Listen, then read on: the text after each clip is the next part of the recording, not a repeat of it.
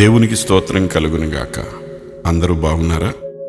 యథార్థవర్తనుడగు నీతిమంతుని పిల్లలు వాని తదనంతరము ధన్యులగుదురు. సామెతలు 27. యథార్థత అనేది మనుషులందరూ నిన్ను చూస్తున్నప్పుడు కనిపించేది కాదు. నిన్ను ఎవరూ చూడనప్పుడు నీవు ఏమై ఉంటావో అదే యథార్థత.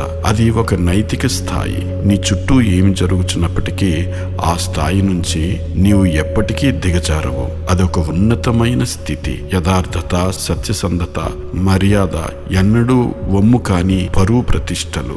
ఇతరులు మనకేం చెయ్యాలని ఆశిస్తామో దానిని మనం ఇతరులకు చేయడం.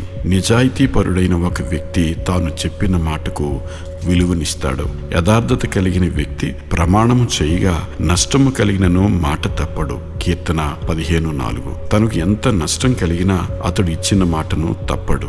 అతడు పరిస్థితులతో రాజీ పడడు. తాను విశ్వసించిన దానిపై అతడు గట్టిగా నిలబడతాడు. అన్నిటికీ మించి అతడు సత్యవంతుడు. అతని నిజాయితీని అన్ని పరిస్థితులలోనూ నీవు నమ్మవచ్చు. యథార్థంగా ప్రవర్తించువాడు నిర్భయముగా ప్రవర్తించును. సామెతలు 10:9.